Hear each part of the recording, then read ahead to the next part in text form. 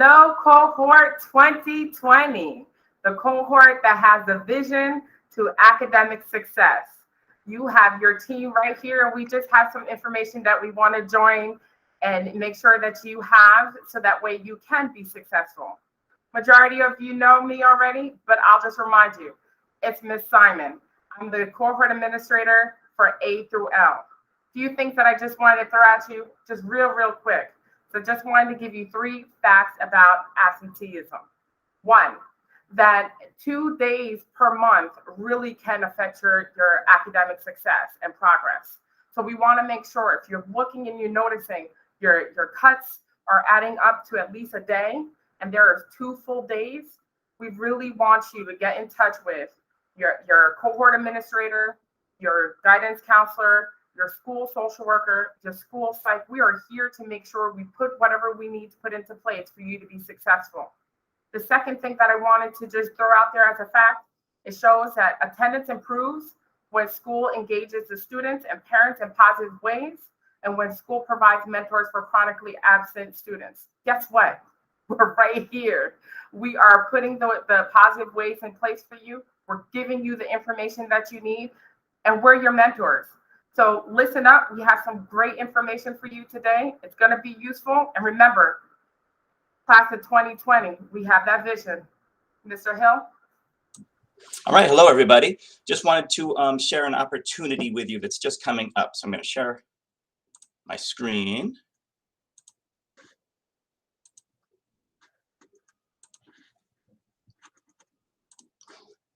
So I wanted to talk to you about quarterly credit recovery. This is basically an opportunity to pass a first quarter course. Basically, if you fail the first quarter in specific courses, you take some extra work that would be averaged to your first quarter class. Anyway, it's an opportunity to raise those grades. What is QCR? It's a virtual education component that allows you to repeat a small portion of your class for a new quarterly grade. If you fail a quarter in one of the approved classes and meet the attendance requirement, you may qualify for QCR. Your grade in QCR will be averaged with your first quarter grade, giving you the opportunity to pass that quarter. QCR is virtual and lasts only for 5 weeks of school. Work is assigned once a week. Currently, these are the courses that are going to be offered for the QCR.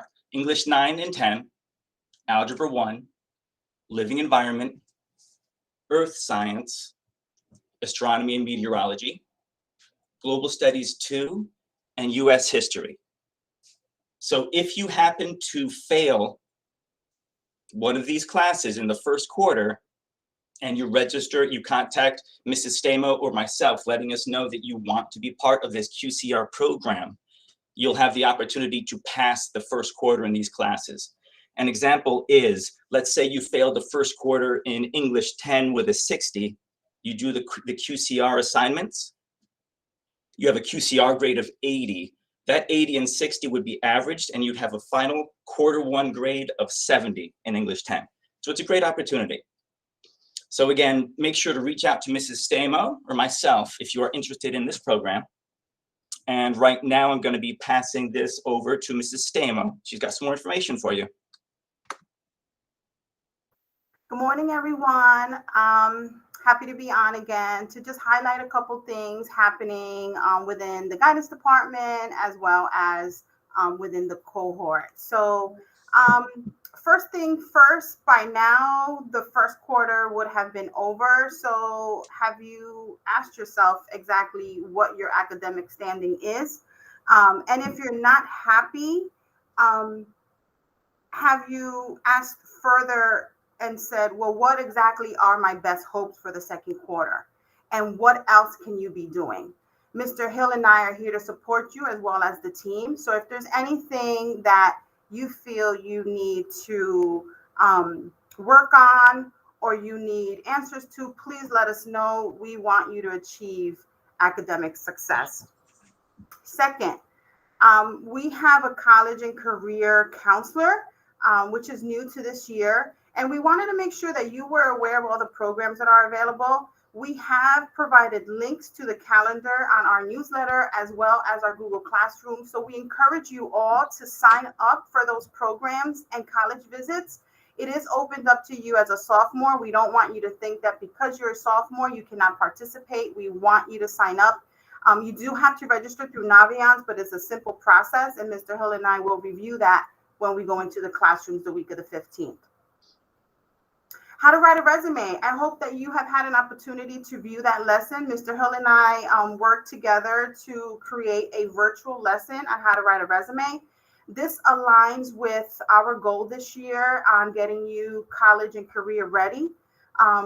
Please look out for these types of resources. It may not be one that we present in person, but we will be providing you with resources such as this, valuable resources such as this throughout the year. We usually post them on the Google Classroom and we make them available on our monthly newsletter. As I mentioned before, our goal this year is to introduce as much college and career information as we can.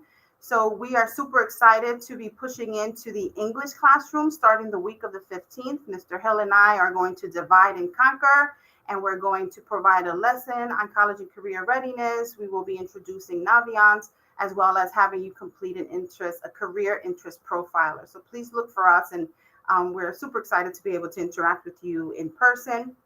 Lastly, and I'm really happy to bring this up, this is an initiative that started with the 2020 cohort, I have to say, and it's an attendance initiative, but we want to kick it up a couple notches, and we really want to make it fun. This school year, the 100th day of school is February 14th. So we've decided as a cohort to highlight the importance of being in school. We want to make sure that you pay attention to any announcements, whether it be through our Google Classrooms or through the newsletter. We will be doing a lot of different fun activities and providing, different giveaways with a final culminating celebration on February 14th. So we hope that, you are eager to join us in making sure that you're here. When you're here, you get there, meaning attendance is super important, and being present opens a lot of doors in terms of the instruction, and we want you all to be successful. So hopefully you're up for the challenge. At this point, I'm going to turn it over to my colleague, Ms. Campbell. Hey, everybody, cohort 2020, class of 2024. Just to piggyback on what Mrs. Stamos said, attendance is of major importance. And sometimes you can become stressed out by the things that you're responsible for, the tasks, and the different things that come on your plate. As a social worker, I am here to support you to find ways to resolve issues or problems that may come your way. I'm going to present this video about stress, what it is, and how to handle it. So give it a listening ear to what's being said, and I'll come back briefly after the video. See you on the other side. Hey friends, welcome to another social emotional learning video from Mile Marks. Today, we will be learning all about stress. In this video, you will learn these 3 things. First, you'll learn the definition of stress. Second, you'll learn how stress can affect you. And third, we'll go over helpful ways of coping with stress. Ready? Let's get started. So, what exactly is stress? Picture this. You just got done with dinner, and your mom is upset with you because you still haven't completed all of your chores. After you get them all done, you'll still need to study for the big science quiz that you have tomorrow. Your dog keeps barking at you because she wants to go outside. Your best friend has been calling you all day and is waiting for you to call her back. Your little brother keeps bugging you because you promised him that you play a video game with him after dinner. And you just remembered that you have a 3-page paper that you have to write about that ancient pyramids that will be due first thing tomorrow morning. You have so much going on, and you're not sure if you'll be able to handle it all. You are feeling stressed out. Stress is something you feel when you either have a lot of things going on at once, an important decision to make, an unexpected change in your life, a big event coming up, or when something really dangerous or terrifying happens to you. Stress is something that everyone experiences. Feeling some amount of stress is normal. And get this, not all stress is bad. Sometimes a little stress can even be helpful. It can keep you motivated towards accomplishing a goal and can also make you alert so that you can avoid dangerous situations. When your level of stress gets to be too much, that's when it can turn into a problem. Stress can be caused by many things, and these stressors can be different for everyone.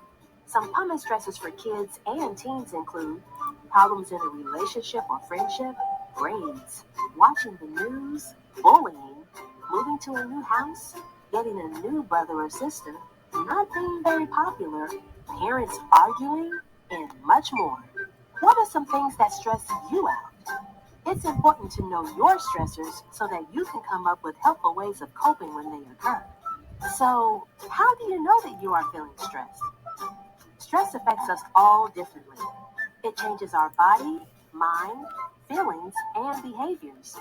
When you're stressed, you might experience body symptoms such as headaches, a pounding heartbeat, sweating, trouble breathing, feeling shaky, nauseous, having tense muscles, or feeling really low energy. If these changes go on for too long, they can start to harm your body and make you feel sick. Stress can make you become more forgetful and disorganized, and it can make it harder for you to concentrate on the things you need to get done. You can start to have anxious, racing thoughts, and your mind will be focused only on the negatives about your situation. You might feel discouraged and may think about just giving up. Other feelings that come along with stress include sadness, anger, helplessness, or anxiety. Stress can change your mood and make you more irritable toward others.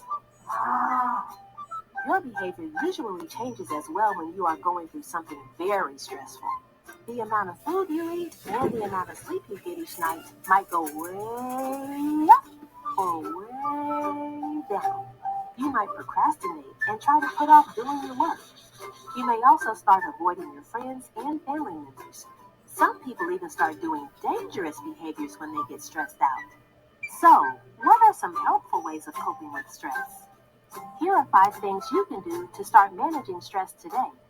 Number 1, focus on the things that you can control. Sometimes you don't have much control over the things that happen in your life. There are things that just have to happen, and you'll need to figure out the best way to deal with it. You can do this by focusing on the things you can control in each stressful situation. For example, let's say you have a huge test coming up. There's not much you can do to stop the test from happening, but you can do something to help yourself feel better prepared and less stressed out. You can study, ask the teacher questions, or find someone willing to tutor you. Worrying about the things that you can't control won't change anything, but doing something about the things you can control will. Number 2, manage your time. Sometimes you might just have a lot going on with your schedule. You might be busy with school, sports, clubs, friends, or other activities during the week. If you start feeling stressed out, see if there's a way to lighten your load by cutting out the things that make you feel overwhelmed. Try not to take on too many stressful things at once, and make sure to schedule time to be able to just kick back and relax. You also want to make time for the things, activities, and people that you enjoy. Number 3, take care of your body. Stress can be really bad for your health, so it's a good idea to practice making smart decisions for your body. Be sure to get enough sleep each night and eat healthy foods for each meal. Exercising or being active is another great way to cope with stress. It's not just good for your body, but it can also help to improve your mood. Number 4, use positive self-talk. Challenge the negative, racing thoughts in your head by using positive self-talk to encourage yourself. The next time you're feeling stressed out, tell yourself things such as, I know I can do it. I'm strong enough to deal with this situation. Or, I know how to handle this. I've been here before. Saying these things to yourself will make you feel more confident about dealing with the stressful situation. Number 5, talk to a friend or adult. It can be easy to just shut down and push people away when you are feeling stressed out. This is not helpful. Reach out to the people who care about you. they'll be willing to help you find ways to start feeling them. If the stress gets to be too much, ask your parents or guardians if you are able to speak with someone, like a counselor, that would be able to help you find healthier ways of coping with stress. There you have it. Now you know all about stress. I hope you learned a lot and you found this information helpful. If you did, make sure to subscribe and like this video to let us know. Look below in the description for more stress management resources for kids and teens. Be sure to also check out our other videos. Thank you. Thank you. I hope this video enlightened you and made an impact for you. If you are experiencing any signs or symptoms of stress, please, let's talk about it. Let's get into it. You can stop by my office to make an appointment. I am located in Suite 230B, which is closest to the security office. And let's just talk about it. Let's help get you through these next few weeks, okay? So I'm going to pass it off to Mr. Fassett. Thanks for listening. Thank you, Ms. Campbell. So hello again, everybody. Mr. Fassett here, your friendly neighborhood school psychologist. First of all, I just want to let all of you know, for those of you who may not know, my office has moved. So I am no longer on the third floor. I'm now downstairs in room 101, which is very difficult to find because the room numbers don't go in order down here. So my office is in between the suite that Miss Simon's office is in and across from Mr. Eatry's office. I'm in the hallway around the corner from the bookstore. So if you ever need me, you can come find me here. Like Ms. Campbell said, we're available at any time for any of our cohort students if you're feeling upset or stressed or just need to talk about anything.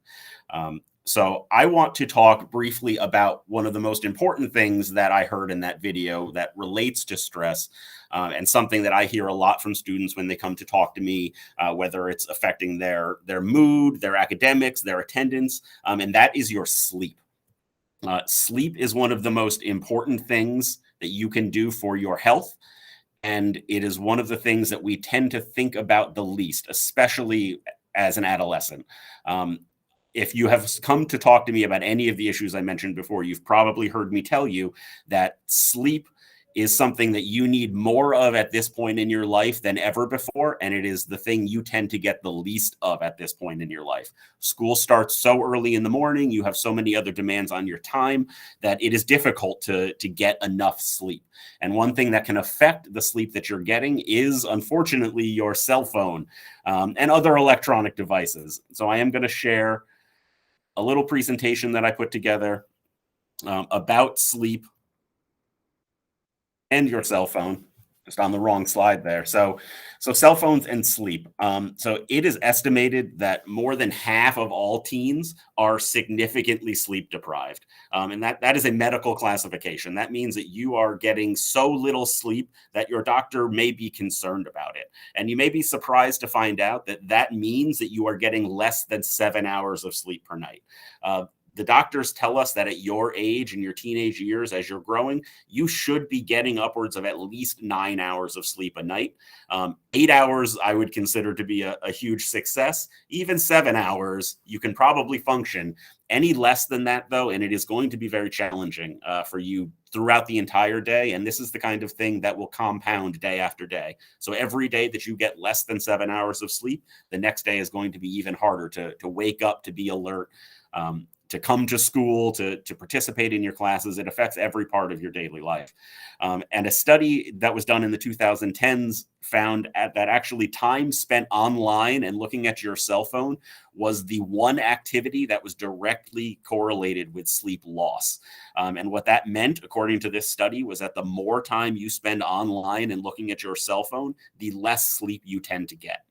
And unfortunately, a lot of that tends to happen in those hours immediately before or immediately after sleep. A lot of us tend to look at our cell phone first thing in the morning and the last thing we look at before we go to bed. This can be a concern because this sleep deprivation can lead to a lot of issues, a lot of problems, increased risk of depression and anxiety, memory problems, difficulty performing well in school. It can actually weaken your immune system and make it easier for you to get sick.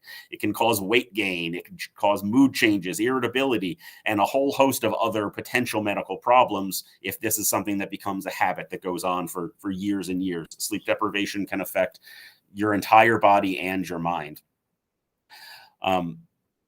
if you are overusing your cell phone, the likelihood that this is going to become an issue for you increases pretty dramatically. The same study showed that increasing your cell phone usage from 1 hour per day to 3 hours per day increased these risks by 20%. And if you are using your cell phone 5 hours or more a day, those risks can be increased by as much as 50%. And I would ask all of you, do you really have any idea how long you spend on your cell phone? And this goes for adults too. We are just as guilty of this as the kids are. Cell phones have become an important part of our daily lives. There's a lot of necessary things that we use them for, but there's a lot of unnecessary time we spend staring at that phone also, and it is affecting us. So why is this happening? Why are these things linked? The main reason is that cell phones, and really any electronic device, your computer screen, your LED TVs, your Nintendo Switch, your cell phone, all of these devices emit blue light, which, without getting too scientific, blue light, it's called a shortwave high energy form of light. And what that does is it wakes your brain up. It triggers neurological arousal. It makes you alert. It makes you more aware. And it has been shown conclusively that too much exposure to this blue light can slow or stop your body's production of melatonin. And melatonin is a neurotransmitter and a hormone that helps us fall asleep. It is the chemical in our body that makes us feel drowsy and relaxed. It helps us fall asleep and stay asleep. In addition to the effects of blue light, cell phones also keep your brain alert just because of what you're doing on them. If you're playing a game, if you're looking at social media, all of these things can trigger emotional responses. They keep you engaged. They make you feel more awake so that you can pay attention to this very high reward, interesting activity you're doing. And that's great when you're standing online at the DMV. But when you're in bed at night about to go to sleep, doing these things can make it really difficult to fall asleep. The graph that you see down on the bottom here is what your sleep should look like. So that first drop off is your brain waves slowing down as you fall into that deep sleep. And then your brain wakes up into what's called rapid eye movement or REM sleep throughout the night, many times throughout the night. This chart shows over the course of 8 hours of sleep, the typical human being is going to go through 4 or 5 cycles of REM sleep. And these are really important for getting a restful night's sleep. And the blue light and the high activity of the cell phone and those engaging activities right before bed disrupts how deeply your brain is able to fall into these cycles. And it can throw off this whole pattern over the course of the night. So if you've ever gotten 6 hours of sleep and woke up and felt like you didn't sleep at all, this could be part of the problem, that your brain is not cycling through these sleep cycles the way that it's designed to do to make you feel rested when you wake up. So what do we do about this? The first thing I would recommend everyone do is to find out how much time you're really using your phone. There are dozens and dozens of apps available, for Android or iPhone, whatever you use, that will just track how often you are using your phone. It will show you graphs at the end of the day or the week of how many hours you're spending. You can get very sophisticated ones that will break it down by specifically what apps you're using on your phone. Where is your time going? This number will almost certainly surprise you. You can try and do this without using an app by keeping a log or a paper and pencil copy of when you're on your cell phone, but you will almost certainly not get an accurate reading of how much time you're really spending, because you spend 30 seconds here and there throughout the entire day checking your phone, looking at an email, a notification, a text message, and it's going to be hard to write those things down yourself. So using an app is really the only way to get an accurate number of the time that you're spending on your cell phone. And once you know what that number is, you need to work to try and reduce that number. Of course, the recommendation is that we're using our cell phone and staring at that screen less than 1 hour a day, but I don't think that that's really realistic. The goal here is to decrease the amount of time that you're looking at that phone.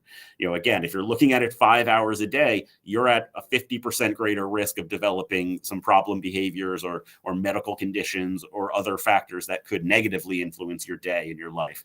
So getting that down to 3 hours or 1 hour, as close as you can get to that, is going to be tremendously beneficial for your overall well-being and your sleep cycle, which will all, they're all interconnected. They will all help.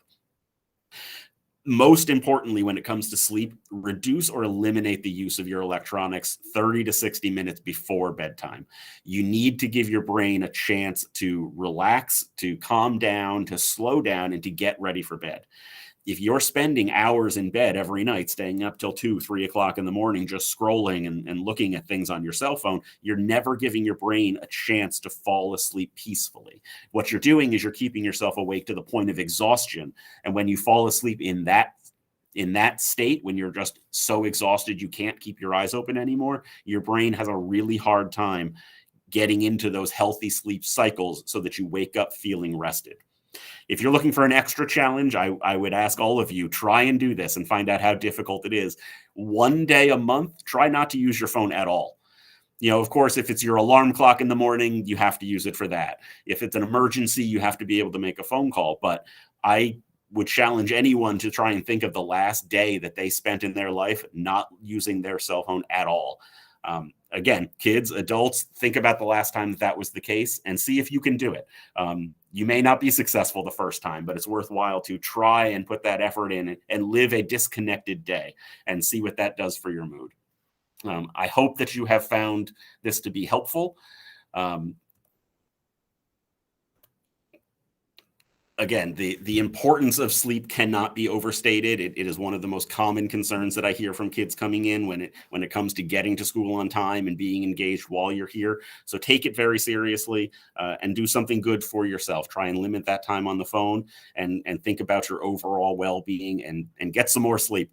Your body will thank you for it. So thank you. I'm going to throw it over to Mr. Decker, who always has something exciting to share with us, and I'm looking forward to it. Sometimes. Yes, how are you doing? I am Mr. Decker, one of the ITFs here at Maine, and today I'm going to show you ways in which you could access your student portal, right? So we all know that the quarter is ending, you want to access your grades. So the first thing I'm going to show you is on the launch pad, okay? There is a couple icons that you can go to in order to get the help that you need, right? So first things first, once you go on the launch pad, I created an icon here called Student Portal Info, right? So this is your first line of defense. You click on that, it gives directions on how to access your student portal, all right? Let's go, it gives you access to, and shows you what your username should be and what your password should be, okay? Now, if this doesn't work, right, your second line of defense is that you already created an account, but you might not know the password. Right? So if you go to Infinite Campus, you can click forgot password or forgot username.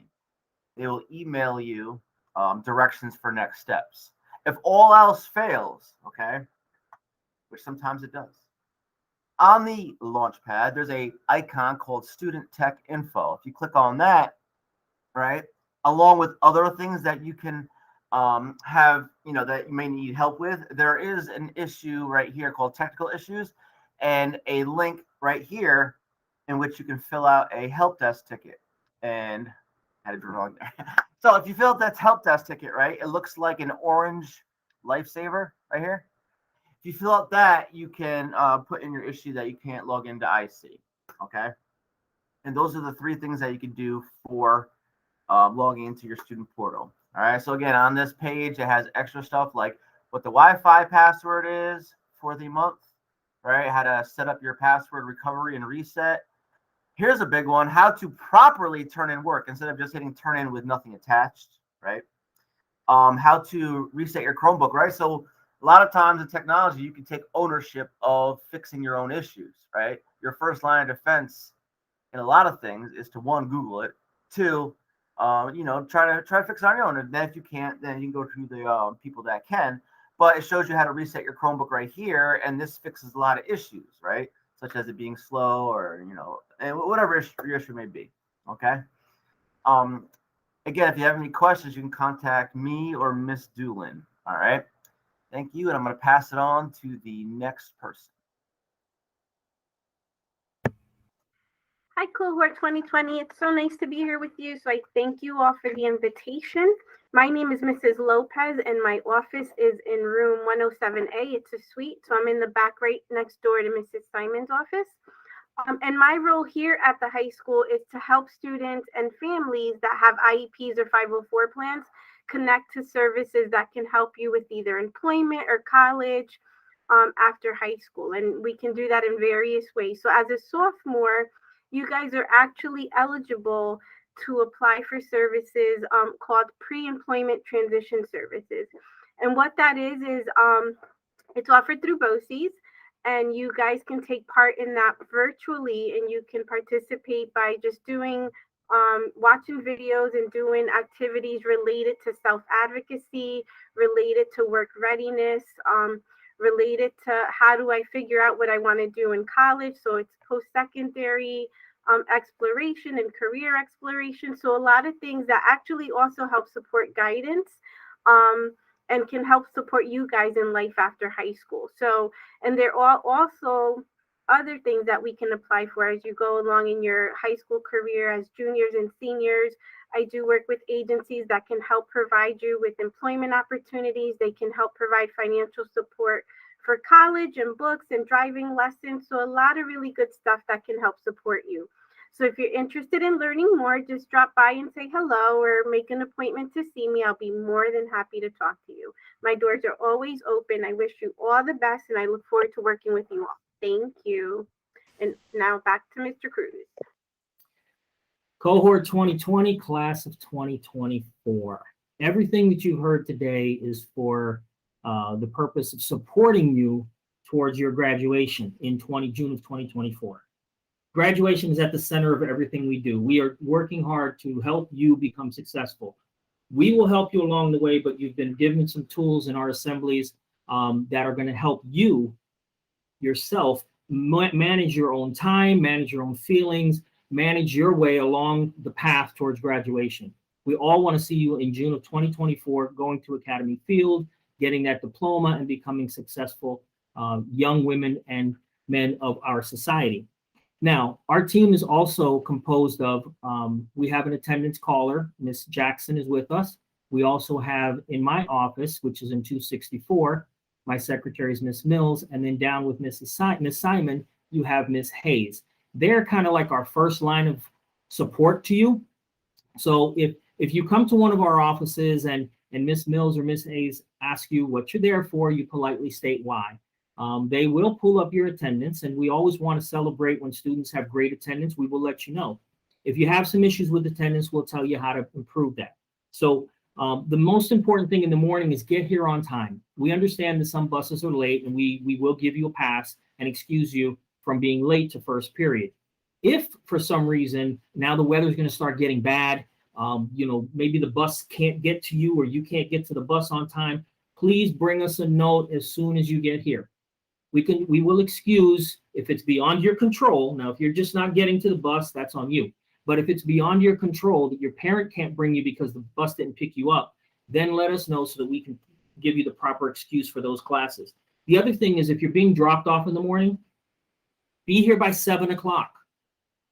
You get dropped off at the top. Do not, get out of your car at the bottom level and try to walk across where the buses are. That can be very dangerous. And as it starts to get dark again in the morning, the buses may not see you as clearly.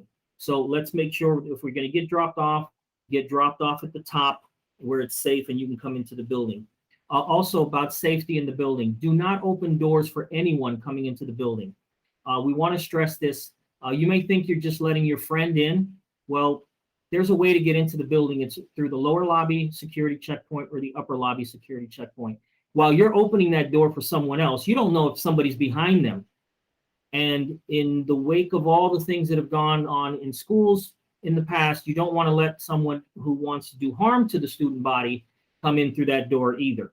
Now, if you're making it a habit of letting people in and out through a door, or you're going in and out through a door you shouldn't be going in and out of, your administrator may be calling you in, and there may be some disciplinary consequences to that. We don't want that to be the center of what we do. We want you to do well. Mr. Hill and Mrs. Stamo have talked about some celebrations. They've talked about the QCR for the night school. We've even talked to many of you about having the options of taking some classes in night school. So keep that in mind. If things aren't working out for you, please see your counselor, and we can look at maybe adding some night school or taking away from the day program. We can make some modifications. The other thing is there's an Empire program is starting November 16th. So if you're interested in music, or if you want to pursue the seal of biliteracy, among other things, I believe later on we'll probably be adding cooking and maybe some dance and things like that. Please stop by room 264 if you want to sign up for the Empire program. You can see any one of the administrators or the guidance counselors. We all have access to that online. We can show you where you can go online to sign up for it. Unfortunately, right now, we don't have busing for that, but eventually we do hope to have busing for our after-school programs. I want to thank the team once again. I think they're the best team in the building. 2020 is the best class in the building. We know how to do things. We just need to get, some of us need to get our act together, but overall, we're doing a great job. I want to thank all of you who are going to class all the time. You're getting letters in the mail at the end of the first marking period for exemplary attendance, for honor roll, for high honor roll. Those things are going to be coming to you. Your guidance counselors will be also celebrating that success. If you do have an issue you need help with, see one of us. We want to celebrate with you all the way along the way that you're going towards that Academy Field graduation. We're all here to help you. And look, you will be successful. We're going to help you, but you got to do your part as well. Your teachers are here to do the best they can for you. They do a lot of planning. They invest a lot of time and effort into giving you what you need to be prepared for, whether it's a Regents exam or for the next course, whatever it may be. But let's all do our best. And again, if you need help, let us know. Cohort 2020, class of 24. You guys are the best. Let's live up to that. And we thank you all and have a great day.